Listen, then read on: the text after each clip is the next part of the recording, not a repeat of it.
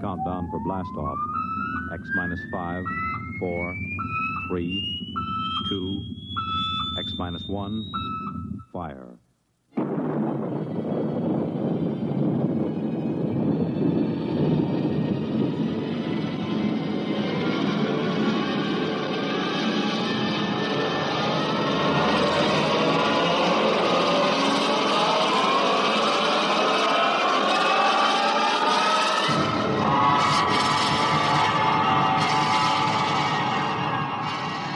From the far horizons of the unknown come tales of new dimensions in time and space. These are stories of the future, adventures in which you'll live in a million, could be years, on 1,000 maybe worlds. The National Broadcasting Company, in cooperation with Galaxy Science Fiction Magazine, presents X minus 1.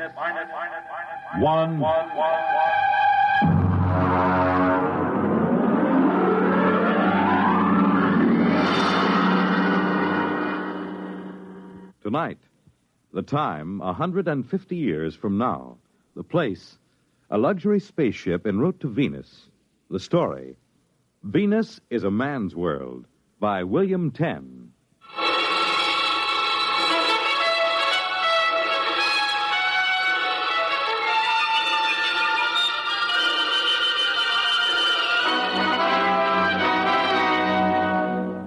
Some fellows are lucky.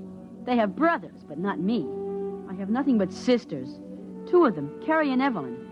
Sometimes Carrie isn't too bad, for a girl, I mean. But Evelyn, boy, she's hopeless. It was Evelyn's idea to put me on that spaceship, jam-packed with 300 females, and all of them aching to get themselves husbands. In the one place that's still to be had, the planet Venus. Well, anyway, 20 minutes after we took off from the spaceport, I was bored stiff. Ferdinand, do stop fidgeting and sit down. I don't have anything to do. Well, I'll read to you and Carrie. Would you like that? No, I want to do something. What's the name of the book, sis? Well, it's titled Family Problems of the Frontier Woman. Doesn't it sound intriguing? Peachy keen. That's enough out of you, young man. Why don't you take a walk around the ship? Can I go with Ferdinand, sis? Well, wouldn't you rather we start the book? You should, Carrie. Every girl should read about the family problems of the frontier woman. Keep quiet, you boy. Oh, children, let's have enough of that. Now, go ahead, run along, you two. And Carrie, look after Ferdinand. See that he keeps out of mischief.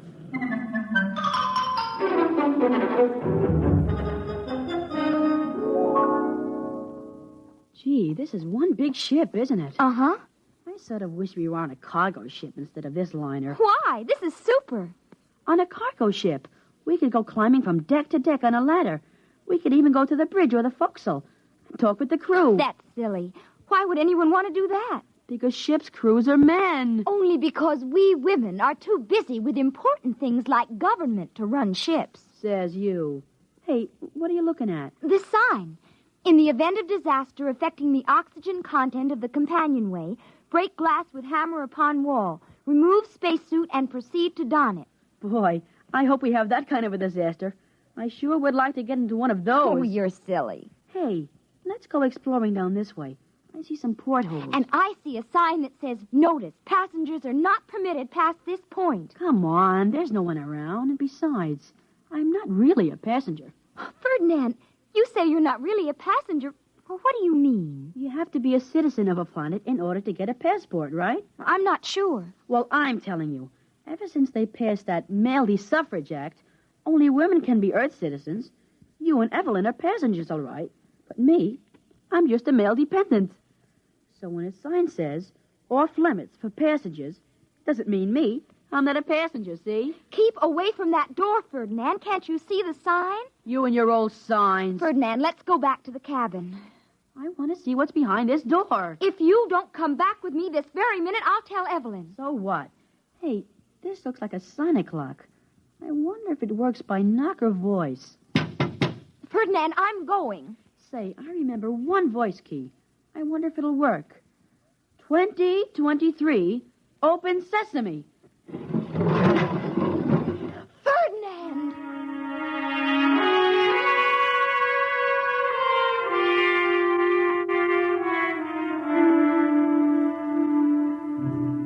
Out of all the million possible combinations, I hit it just right. The door clicked open into a dimly lit hole. As the door closed, a hand closed around my throat. The lights came on, and I found myself staring up the muzzle of a highly polished blaster, held by the biggest man I'd ever seen.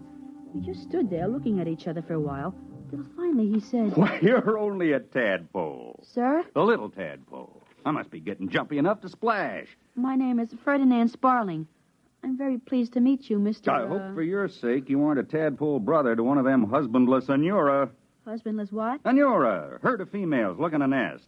I come from Flatway, folks. You're a Venusian? Yep. What part of Earth are you from? And what are you doing on a spaceship to Venus? You know, the 3 out of 4. Yeah, how's that? The 3 out of 4.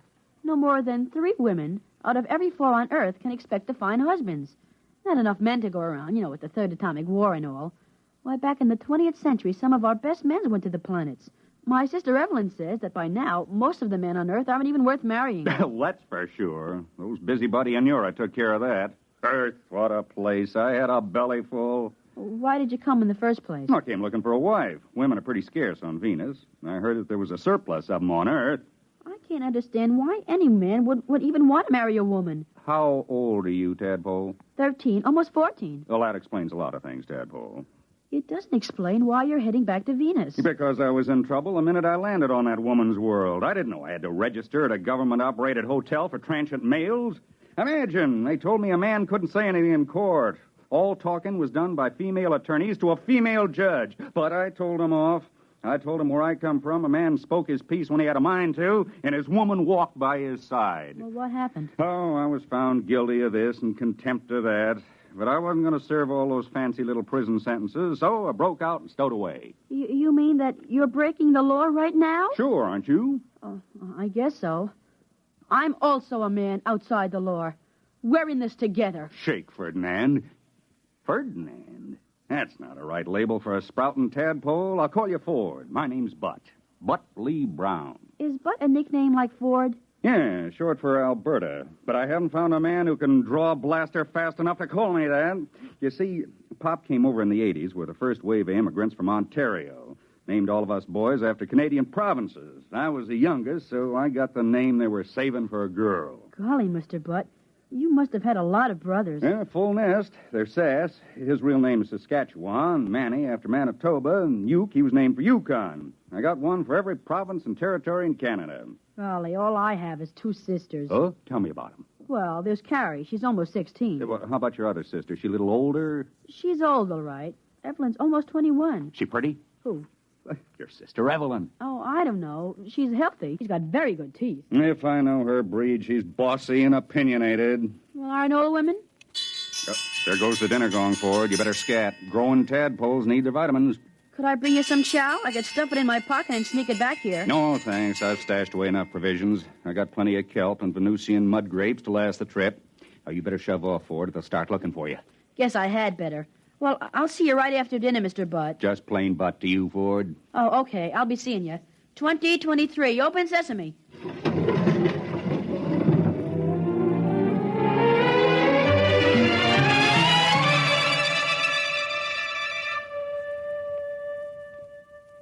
Ferdinand, please be seated. I want to talk with you. Now? They just rang the dinner gong. I am aware of that. Now, where have you been? Around. I demand a straight answer. Where have you been, Ferdinand? I told you, sis, around. And don't call me Ferdinand. Call me Ford. That's what Bud calls me. Bart. Who is Bart? Oh, nobody. I just made it up. Ferdinand. I can't tell you. I can't. You must. Well, you promise you won't turn him in. Well, Bud's my friend. He's a Venusian. He's going home. Aboard our ship, the Eleanor Roosevelt? Ferdinand, don't you realize you've been consorting with a stowaway, a criminal? What sort of antisocial ideas has this warmongering masculinist been putting into your head? Bud's a nice guy. He asked about you. Oh, indeed. I told him you had very good teeth. Really? Well, take me to this man. I will if you promise not to turn him in. No, I promise.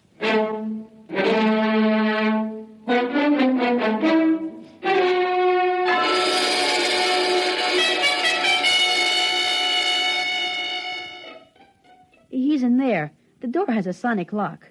I know the combination. Watch. 2023. Open sesame. Oh, it's It's so dark in there. Bud, I brought along my sister Evelyn. She'd like to meet you. It's all right. Put on the lights. Oh. An honor, Miss Sparling. Please come right in.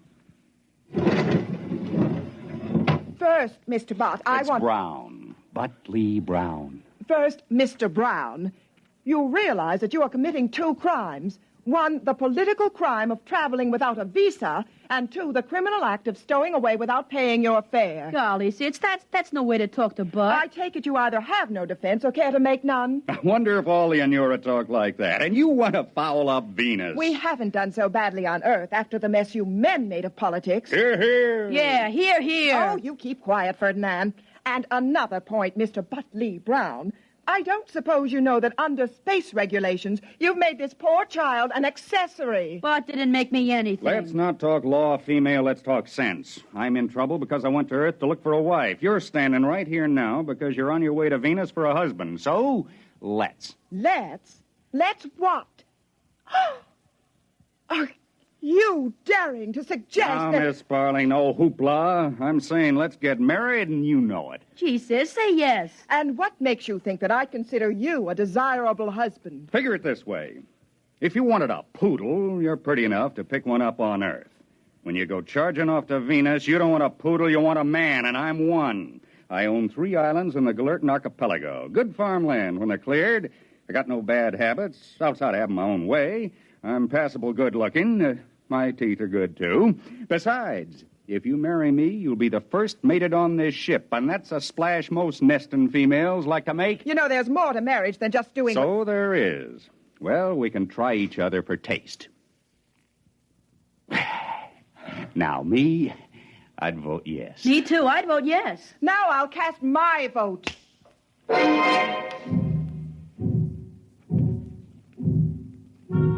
Well, you guessed it. She broke her promise. I suppose the kiss did it. She put it a stowaway to the captain, and he sent the detail from the ship's crew to haul Bud off to the brig. Well, later that afternoon, all the passengers, 300 females and me, gathered in the lounge for the hearing. It's all on account of you. Shush! Don't shush me. You promised you wouldn't get Bud into trouble. Oh, you snitch. Shush, the captain is rapping for quiet. By authority vested in me under the Pomona College Treaty, the stowaway Evanusian, Butley Brown, will be tried for violation of Articles 16 to 21 inclusive of the Space Transport Code. Purser, bring in the prisoner. Ladies! Those cheap extroverts, and they call themselves responsible. Ladies! Dear ladies! Thank you, ladies. Butley Brown, I order your person and belongings impounded for the duration of this voyage as set forth in sections 41 and 45. Captain, the sections are 43 and 45. You're quite right, Miss Sparling. Sections 43 and 45 of the Mother Anita Law Emergency Interplanetary Directives. Aren't you even going to give me a fair trial before you hang me? Ladies, I beg of you, ladies. Captain, what exactly are the charges against me? You're a stowaway. I can pay for my passage. You can? Well, then I guess we can dismiss the charges.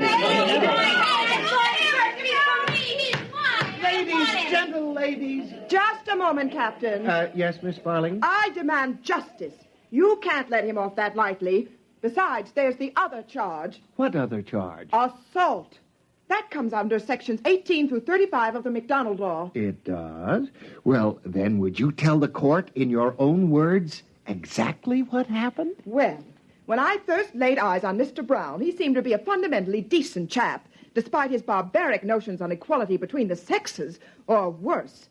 I was positive I could shame him into a more rational social behavior and make him give himself up. Go on, Miss Sparling. Just as I was getting over the colossal impudence involved in his proposing marriage and was considering the offer seriously, on its merits, as one should consider all suggestions, he deliberately dropped the pretense of reason. Get her. Ferdinand! My name is Ford, and you're nothing but a big snitch. You promised not to get Bud into trouble. Your name is Ferdinand, and stop trying to act forcefully like a girl. It doesn't become you. Miss Sparling, did I understand you to say that you were considering Mr. Brown's proposal of marriage? That is true. I will not deny that he appealed to me. He appealed to me as most savage ancients appeal to their women, as an emotional machine. Throw the proper switches, says his theory, and the female surrenders herself ecstatically to the doubtful and bloody murk of masculine plans. I'm afraid I still don't understand. What exactly did Mr. Brown do? He kissed me. Ladies, ladies, please, ladies. Mr. Brown, do you deny kissing Miss Sparling? No, Miss Sparling, do you deny enjoying the kiss? Your question is irrelevant and immaterial. Oh, she enjoyed it. How would you know? Well, I was right there. I could tell the way she acted. She sort of held the back of his neck, closed her eyes, and just hung on. What were you doing there? I introduced him. I met Bud first. Then I took Sis over there to meet him. I see. Ferdinand Sparling, I hereby order your detention for the duration of this voyage for aiding and abetting a stowaway as set forth in sections 41 43 and 43 and 45. and 45. And you can't arrest Ferdinand. He's only a child. You gave me your word no charges would be lodged against the boy. That was the usual promise one makes to an informer. But I made it before I knew it was Butley Brown you were talking about. I didn't want to arrest Butley Brown. You forced me. So I'm breaking my promise to you, just as I understand you broke your promise to your brother.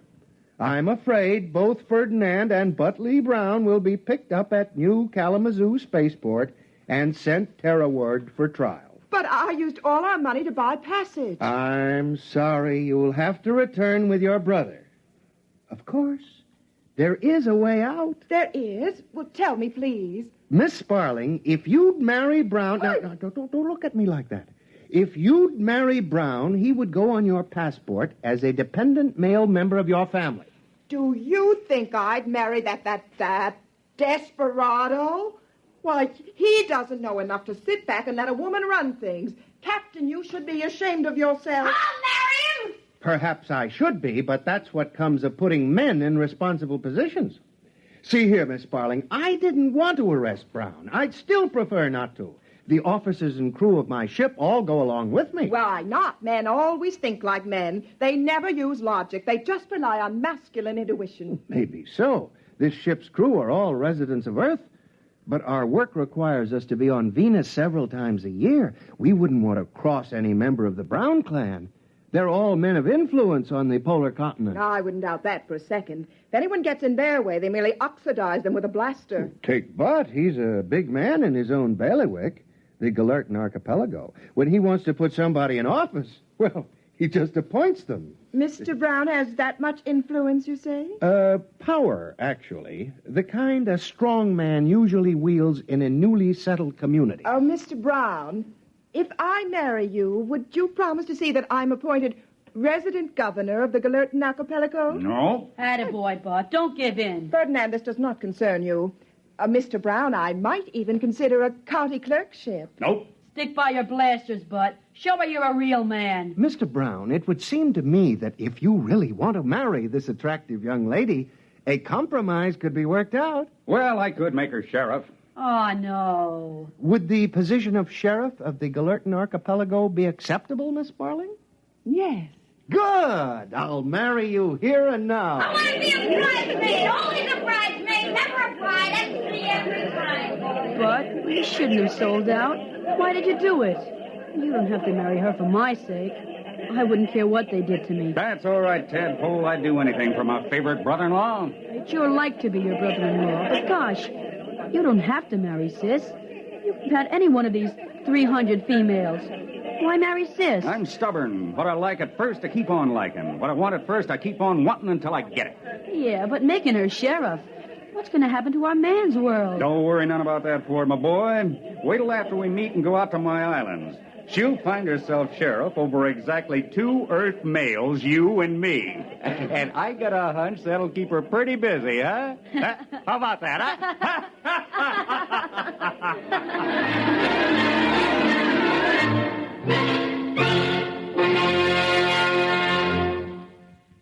You have just heard X-1, presented by the National Broadcasting Company in cooperation with Galaxy Science Fiction Magazine.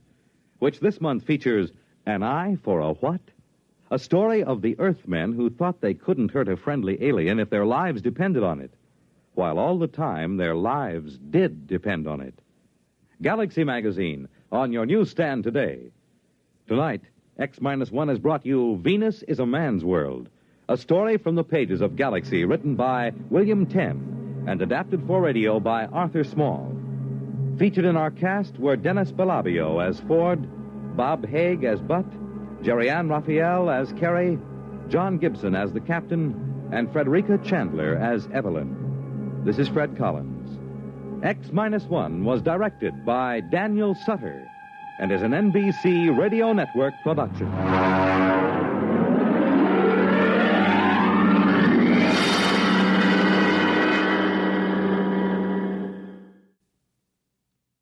Next week, X-1 presents Trap by Finn O'Donovan. Fur hunters tangle with a bottle of firewater and a new kind of trap which catches more than they bargain for. We hope you'll be listening next week at this same time. This week, the Boy Scouts are celebrating their 47th year of service to American youth. Throughout the country, there will be open houses, courts of honor, indoor and outdoor campfires, cub circuses, scout expositions, explorer events, and other special activities. This is the second year of the 4-year program, Onward for God and My Country, which was launched to help prepare America's boys to live in today's world and prepare them to carry their full share in the years ahead. It's designed to give youth an opportunity to develop physical fitness, self-reliance, a sense of personal responsibility, a spirit of helping people, a willingness to share, an understanding of our government's democratic processes, and a firm spiritual foundation. On Sunday, February 10th, churches of all faiths will observe Boy Scout Sunday, with scouts attending services in uniform. The world on a new hotline. Listen for news on the hour and the exciting hotline service all day, every day, on most of these stations.